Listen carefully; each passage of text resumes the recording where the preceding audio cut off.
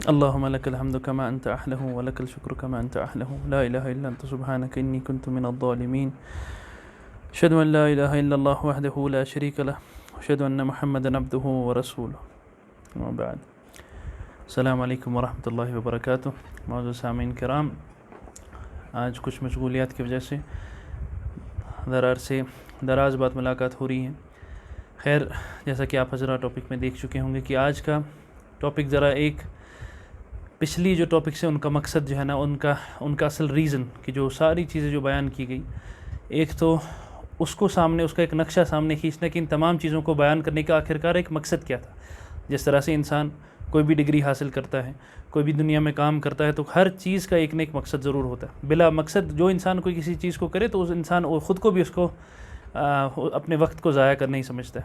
تو خیر، اسی طرح سے ان تمام چیزوں کو بیان کرنے کا بھی ایک مقصد۔ اور دوسری بات یہ کہ آج کیونکہ کچھ دوستوں نے اس بارے میں شکایت کی کہ آپ صرف میڈیسن کے ہی پیچھے پڑے ہوئے ہیں، تو آج ذرا اللہ رب العزت کی بنائی ہوئی کائنات کا ایک دوسرا پہلو دیکھیں، جو کہ فزکس کی دنیا ہے، جو ایک بہت وسیع اور میرے خیال سے زیادہ دلچسپ، کیونکہ لوگوں کو آسانی سے سمجھ آ جانے والی، موٹی موٹی بات اس کی آسانی سے سمجھ آ جانے والی ہوتی۔ خیر، جس طرح سے ہر شعبے کی اپنی تفصیلات ہوتی، اس طرح سے شعبے کی بھی اپنی تفصیلات ہے، جو کہ صاحب شعبہ ہی جو ہے اچھی طرح سے سمجھ سکتے ہیں۔ تو اصل مقصد جو پہلی بات ہے، یہ تمام باتیں، تمام ویڈیوز جو اس سے پچھلے گزر چکی ہیں، ان تمام چیزوں کو بیان کرنا۔ ہم نے پہلی ویڈیو میں عدل کا جو ہے دکھایا گیا، بیان کیا کہ ایک عدل کے اوپر اللہ نے ساری کائنات کی، یعنی کہ انسان کے سر کے بال سے لے کے پاؤں تک ہر چیز میں جو ہے نا انسان اللہ تعالیٰ کے ماتحت ہے۔ ان چیزوں کو بیان کرنے کا مقصد یہ، اللہ رب العزت نے قرآن حکیم میں فرمایا، الذین یذکرون اللہ قیاما وقعودا، وہ لوگ جو لوگ اللہ کا ذکر کرتے ہیں قیاما وقعودا، کھڑا اور بیٹھے، اور اپنی پہلوؤں پہ لیٹے، ہر حال میں اللہ تعالیٰ کا ذکر کرتے ہیں۔ اب ایسا کیسے ممکن ہو سکتا ہے؟ ایسا تبھی ممکن ہو سکتا ہے، ایک تو صاحب عشق اپنے معشوق کا ذکر تو کرتا ہی ہے، دوسرا یہ وجہ بھی ہے کہ جب انسان ہر ایک چیز کی طرف نظر اٹھا کے دیکھے، اس کو اللہ کی آیات مبینہ، اس کو اللہ کی واضح دلائل، اللہ کی وحدانیت، اللہ کی موجود ہونے کا احساس محسوس ہو۔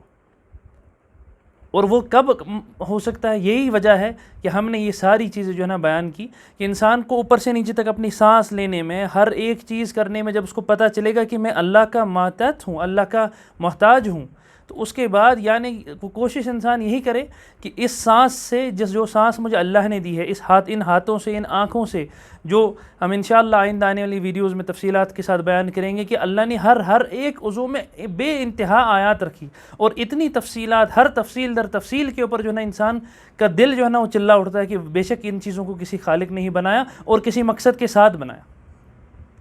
ان تمام چیزوں کو دیکھنے کے بعد انسان کا دل یہ کہہ اٹھے کم از کم کہ ان تمام چیزوں سے میں اللہ کی نافرمانی نہ کروں۔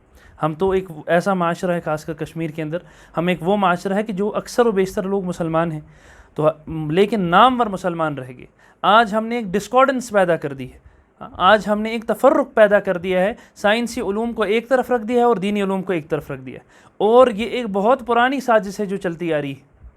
اور اس سازش کی شروعات اس طرح سے ہوئی کہ لوگوں کو علماء سے الگ کیا گیا۔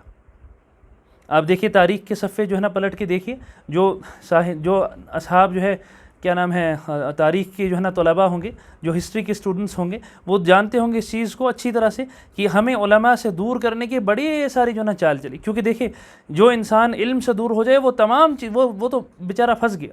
آپ دیکھیے دنیا کے بڑی قوموں کو، دنیا کی بڑی چیزوں کو، حتیٰ کہ کعبہ، آپ مطلب بیت اللہ کے اندر بھی صرف علم نہ ہونے کی وجہ سے، عمومی سطح پہ علم نہیں تھا، حکمت نہیں تھی، اور اس کی وجہ سے جو ہے نا اس کے اندر جو ہے وہ بتوں کا جو ہے نا قائم کر کسی ایک شخص نے، خیر وہ ایک لمبی تفصیل ہو جائے گی، کسی ایک شخص نے جا کے بتوں کو کہیں سے لا دیا، پھر وہاں پہ رکھ دیا، پھر وہ چلتا گیا۔ انشاءاللہ اگر آئندہ موقع ہے تو وہ بھی بیان ہوگا۔ خیر، کیونکہ اب جب ہمیں علماء سے الگ کر دیا گیا، اب جب ہمیں اپنی خود غرضی، اپنی منمانی پہ جو ہے نا تل پر، جس میں جو ہمارے اندر ایک انٹرنسک کیپیبلٹی ہے کہ ہم بے انتہا منمانی کرتے، ہر ایک چیز میں منمانی کرتے، اور یہ ہمارے اندر جو ہے ایک یہ پیدا کیا گیا کہ بھئی ٹھیک ہے جی، یہ دین کے معاملے میں ایک آدھ کتاب پڑھ کے بھی جب عالم ہے۔ ہم اکثر دوستوں سے کہا کرتے ہیں کہ آج کل جب ہمارے پاس جو ہے نا پیشنٹس آتے ہیں تو اگر انسان کو کسی بھی چیز کے متعلق جو ہے نا بیماری ہو تو اس کے اسپیشلسٹ کے پاس جانا پسند کرتا ہے. کان کا ہو تو ENT اسپیشلسٹ, ہارٹ کا ہو تو کارڈیالوجسٹ, ہاں ڈائبٹیز انڈوکرینالوجسٹ کے پاس جاتا ہے, ایون یعنی براڈ اسپیشلٹی کی طرف بھی نہیں جاتا, سیدھے سپر اسپیشلسٹ کی طرف جاتا ہے. لیکن شریعت کے معاملے میں ہم کسی بھی آدمی کی سڑک پہ داڑھی دیکھ لے, کوئی بھی آدمی کو بولتے کچھ بھی بول دے وہ مان لیتے, جبکہ شریعت اس سے زیادہ باریک ہے, کیونکہ یہ جو سائنسز ہے یہ ریپڈلی یہ ڈیولپنگ سائنسز ہے. آج ایک ہے کل دوسری. آج 10 سال پہلے جو باتیں مانی جاتی تھیں آج ان باتوں کا وجود نہیں. لیکن شریعت تا حیات ہے, شریعت تا قیامت ہے, جب قیامت تک یہ شریعت جو ہے نا قائم ہے. اسی لیے یہ بال سے زیادہ باریک ہے. اسی لیے میرے بھائیوں بزرگوں دوستوں, ان باتوں کا بیان کرنے کا مقصد یہ کہ جس اللہ نے اس دنیا کو اتنی تفصیلات کے ساتھ بنایا, آپ دیکھ لیجئے ہر میڈیکل سائنسز کو, فزیکل سائنسز کو, جو ہم آگے انشاءاللہ بیان کریں گے, ایک چیز میں تفصیل ہے. آئنسٹائن کے ایک مشہور قول ہے, وہ کہتا تھا God does not play dice with the world, کہ اللہ تعالیٰ دنیا میں ڈائس یعنی کہ ایک پروبیبلٹی, ایک چانس کے اوپر نہیں کھیلتا, ہر ایک چیز بیان کر دی گئی. تو اللہ تعالیٰ تو خود کہتے ہیں, صحیح بخاری میں روایت ہے کہ ہم نے اس دنیا کو بنانے کے بعد کبھی ایک بھی دفعہ جو ہے اس کو محبت کی نگاہ سے نہ دیکھا. تو جس چیز کو محبت کی نگاہ سے دیکھا ہی نہیں گیا, اگر اس میں اتنی تفصیلات ہے تو شریعت کو جو کہ مدعی مقصد ہے اس میں کتنی تفصیلات ہوں گی, یہ قابل قیاس ہے.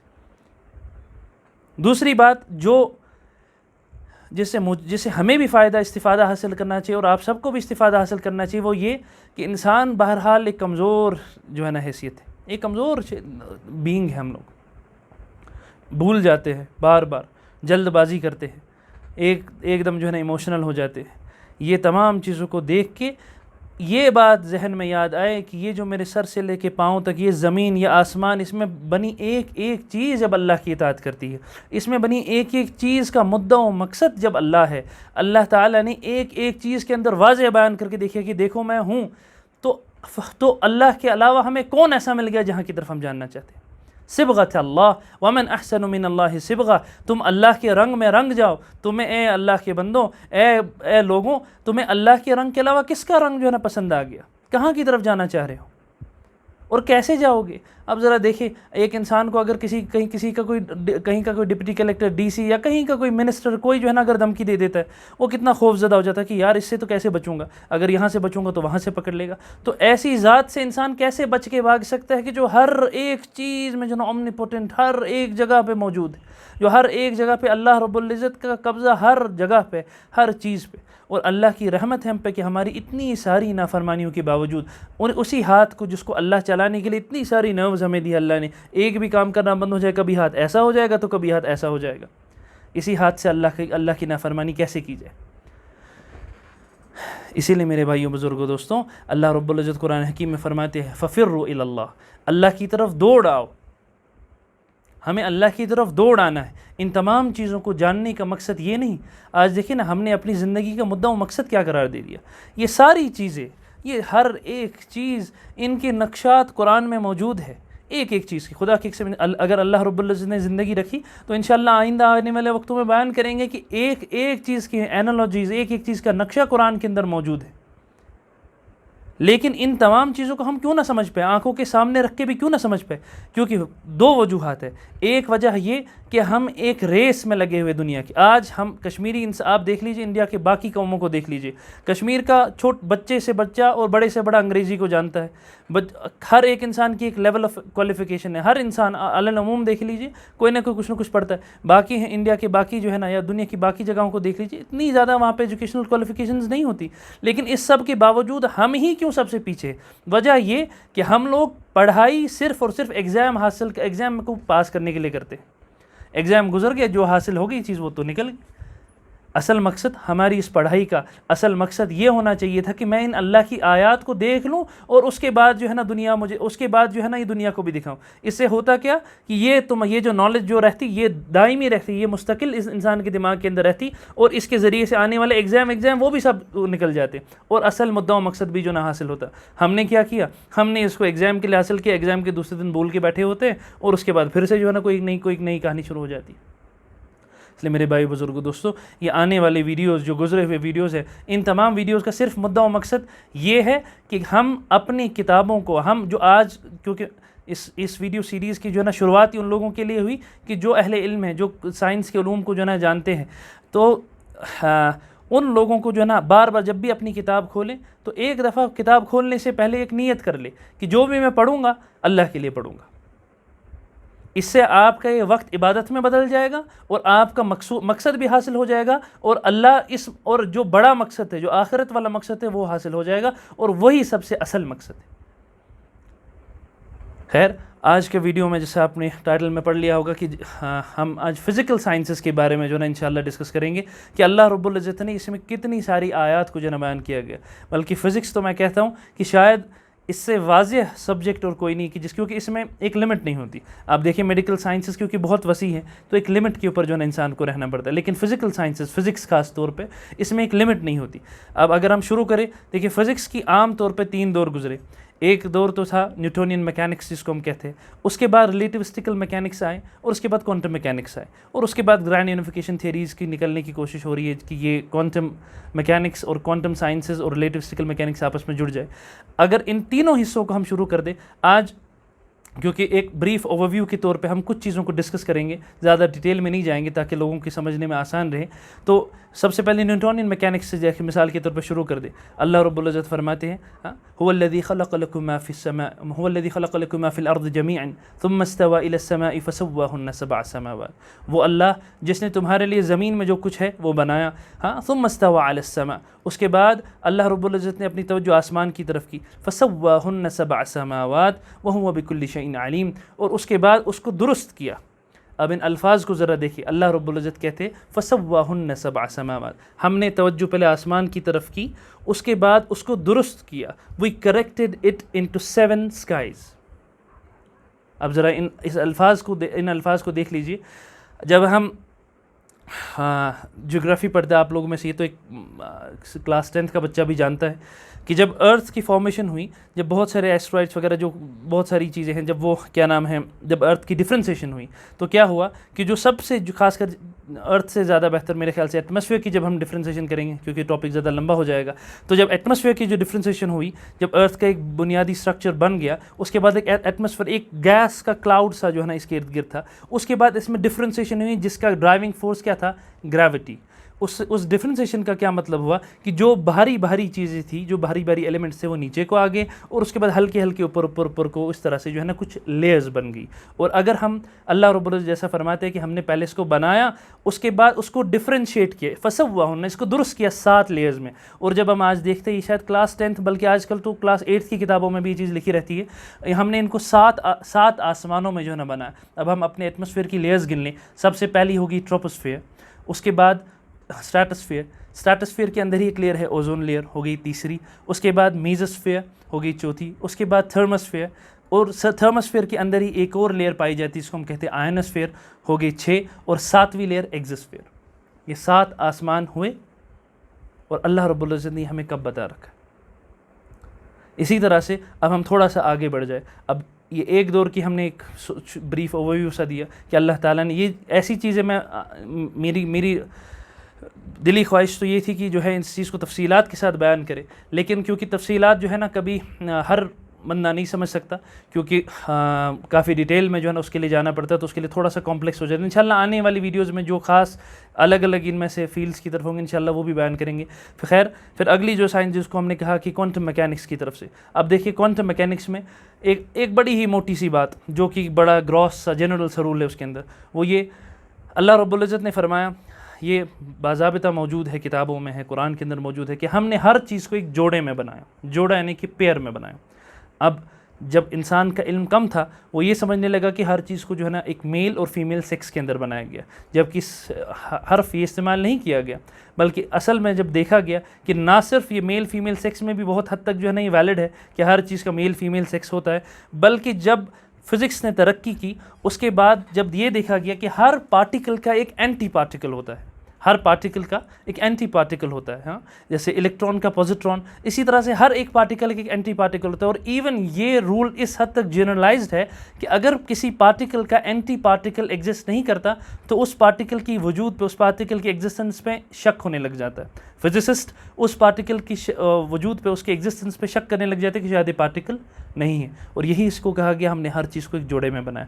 ایون اگر اس کو اور جنرلائز کیا جائے تو اسٹیفن ہاکنگس جو پچھلی صدی کا ایک بہت بڑا فزسسٹ تھا, وہ اپنی کتاب میں لکھتا ہے کہ even there is a probability that galaxies of anti matter exist. جو جس طرح سے یہاں پہ اینٹی میٹر کی گیلیکسیز جو ہے نا, وہ اس طرح سے کہتا ہے. اور ایون وہ پھر اس نے اس میں میتھمیٹیکل انالیسس اس میں کیا ہے کہ دنیا کا جو ٹوٹل اماؤنٹ آف میٹر ہے, اس میٹر کی کو جو ہے یعنی جو گریویٹیشنل پل ہے, وہ گریویٹیشنل پل دکھانے کے لیے ڈارک میٹر کی ایڈیشن ہوئی, اس کے بعد یہ ساری ایڈیشنز ہوئی, وہ اس طرح سے اس نے اس کو ڈرائیو کیا. لیکن ایک اتنا بڑا فزسسٹ یہ کہہ رہا ہے, اور ایون یہ گراس رول ہے کہ اگر کوئی پارٹیکل اس کا اینٹی پارٹیکل نہیں, ہم اس کی ایگزسٹنس پہ شک کرتے. اللہ نے ہمیں کب بتا کے رکھا تھا کہ ہم نے ہر چیز کو ایک پیئر کے طور پہ بنایا, اور آپ دیکھ لیجئے واقعی میں یہ چیز موجود ہے. ایون کچھ یہ خیر ایک کیا کہہ سکتے ہیں کہ ایک کمپلیکیٹڈ سا ایشو ہے جس کو اس کو ایسے سمجھانا بڑا مشکل ہے کہ کچھ لوگ تو اس کو ورچوئل پارٹیکلز کہتے ہیں. جیسے رچرڈ فینمین ایک بہت بڑا فزسٹ گزرا, وہ کہتا ہے کہ یہ پارٹیکلز, جن پارٹیکلز کے اینٹی پارٹیکلز نہیں, ہم ان کو ورچوئل کنسیڈر کرتے ہیں.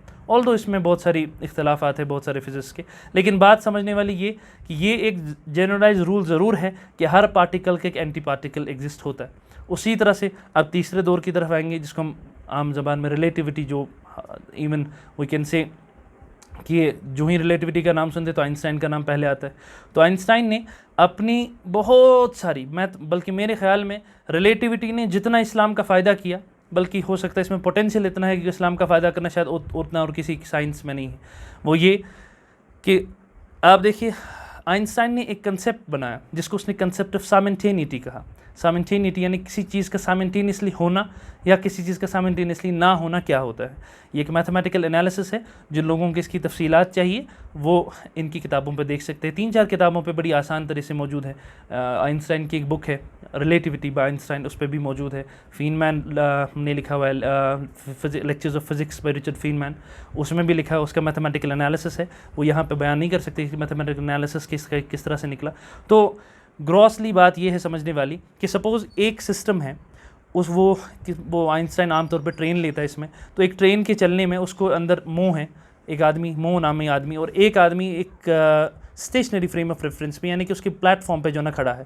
وہ یہ کہتا ہے کہ یہ ٹرین کے چلنے والا آدمی اگر اس میں ایک ایونٹ ہو, سپوز ایک دھماکہ ہوا یا کوئی چیز ہوئی, اور اس میں یا کوئی بال گری, کوئی بھی کسی ایک فوٹون نکلا, وہ کسی چیز سے ٹکرایا, یہ اور اسی طرح سے 2 ایونٹس ہوئے اس میں, تو جو ٹرین میں بیٹھے والا آدمی, جو ٹرین کسی ویلوسٹی سے چل رہی, کسی یونیفارم ویلوسٹی سے چل رہی ہے, جو مو ہے جو ٹرین میں بیٹھا ہوا ہے, اگر اس کو یہ دونوں ایونٹ سامنٹینیس دکھائی دیں گے, تو جو ہے جو کہ پلیٹ فارم پہ کھڑا ہے, اس کو یہ دونوں ایونٹ سامنٹینیس نہیں دکھائی دیں گے. یعنی کہ جو مو کے لیے سامنٹینیس ہے, اکٹھے ہونے والی چیزیں ہیں, وہ جو کے لیے سامنٹینیس نہیں ہے. یہی چیز ہے. اب مثال کے طور پہ میں دوبارہ ایک دفعہ دہرا دوں کہ اس بات کا بیان کرنے کا مقصد یہ نہیں کہ یہ چیز اللہ تعالیٰ ایسے ہی کرتے ہیں, بلکہ مقصد بیان کرنے کا یہ ہے کہ اس طرح کی چیزیں ہو سکتی ہے فزیکل ورلڈ میں, اور اللہ رب العزت اس چیز کو کیسے کرتے ہیں یہ اللہ تعالیٰ ہی بہتر جان دے. اور یہ قیامت کی صبح تک کوئی ہمیں نہیں بتا سکتا کہ ایگزیکٹلی ایسے ہوتا ہے کہ یہ کیسے ہوتا ہے. ہم ان چیزوں کو فزیکل ڈائمنشنز میں ناپ نہیں سکتے. اب دیکھیں ملک الموت ہے, ایک ٹائم پہ دنیا میں کتنے سارے لوگ مرتے ہیں. ہاں اب انسان سوچے کہ ایک سیکنڈ میں اگر دنیا میں 20,000 لوگ مر گئے یا کتنے بھی لوگ مرے, تو ایک ٹائم پہ اتنی ساری جگہ پہ کیسے موجود تھا. تو یہ بات فزیکل ورلڈ سے آئنسٹائن نے خود اپنی تھیوری سے ثابت کیا کہ simultaneity is a matter of expression between 2 relativistic fields. یعنی کہ کسی چیز کا اکٹھے ہونا ہو سکتا ہے کسی ایک